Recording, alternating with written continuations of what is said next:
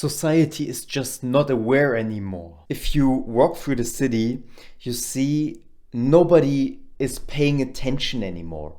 Even the 60-year-old lady in the bus is looking at her phone. But is this actually a problem? We intuitively would say yes. And while it also has some positive aspects to it, for the individual, it's devastating. But why? First and foremost, you lose happiness because our brain is not made for hyper, diaper, super stimulation dopamine, because life, normally as it's created from God, actually is about just normal day-to-day moments. Before technology was invented, which was invented just like 35 years ago, so nothing if you look at it in historical context, people just experienced normal day-to-day moments and not hyper-diaper stimulated ones. And this was okay for them because they did not have the expectation to chase good emotions or to chase the next dopamine spike. Can you imagine that? The actual problem is not even the technology itself, but it's our brain adapting to this dopamine hits that we get through technology. This leads to us, for example, going on Instagram, scrolling, and then seeing glamorous lifestyles which are actually just a fake, but we think this is how life actually should be. If you want a successful life, you need more awareness. But what actually is a successful life? Well, a successful life is not what society tells you to live. A successful life means, broken down to the foundation, a happy life. There are many articles out there telling us that technology makes us more miserable because a big part of it is that we become more unaware because of this technology. We become unaware of the world around us, of the beautiful moments happening around us. If you start to deliberately reduce consumption of technology, you will experience a massive shift in your overall happiness. Just start small. Start not using your phone outside. Start not to listen to music when you're sitting in the bus, but start to listen to the conversations that people have around you. Start observing people around you. And no, I don't tell you to be a creep and to spy on other people that are around you. But I tell you to learn more about the world.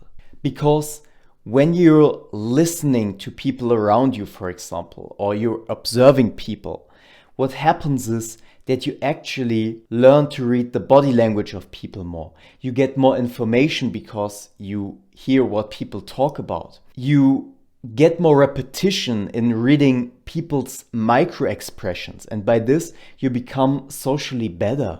Life is like a video game, just start leveling up in it. And you need to learn living again, just acting like a normal social human being. Despite technology, there's another disease out there responsible for people being rude to each other, people not having a good time, not respecting or seeing each other, and in the end harming themselves for no good reason at all. This disease I'm talking about is stress. In my opinion, stress is even a fruit of sin, because what actually stress is all about is it comes from human behavior that actually tries to seek the best for itself. You're stressed because you want to achieve things. You're stressed, for example, because you want to go to the gym and be bigger than anyone else, but at the same time you want to make money because you want to be rich or richer than other people. And because you have many things going on, you start being stressed, and because of that, you don't see the need of other people around you. And if you see it, you're making excuses saying, oh, I don't have time for that because I have to do X. But actually, you're just trying to fill a void in yourself that only God can fill, but you're trying to fill it with worldly possessions and stuff.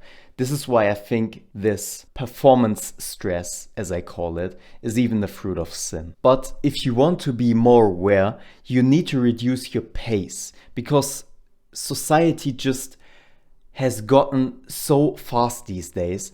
And if you're not stepping out of this stress mode, you can't be aware. And when you see the average person walking around in society, this person is like 20% aware. And if you do the same thing these people do, you get the same results these people have. And what do these people do? These people are stressed. These people are using technology, looking on their phones, listening to music, not paying attention. A key thing for being more aware is also having interest in the world. Do you know these teenagers not being interested in anything that happens around them?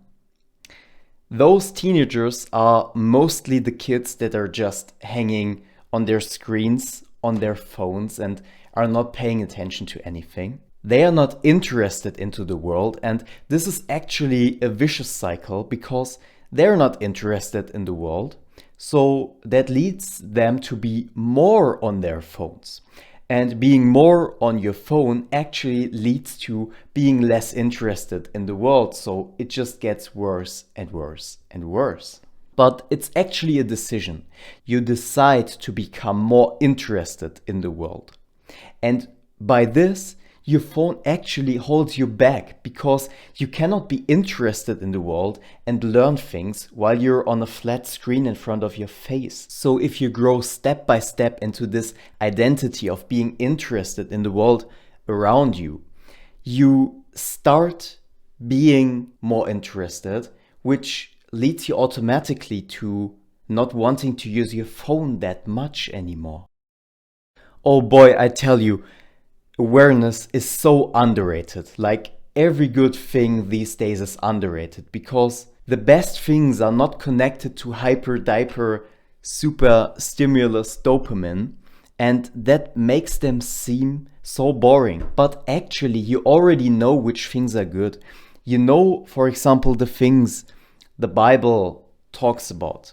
Not just the Bible, other religions as well, but they talk about being humble, they talk about being not materialistic, but you don't want to do that because you think that this is boring. But I tell you, do not neglect those things. Do not neglect awareness, because this is what truly makes you happy, while those dopamine hits actually just make you miserable.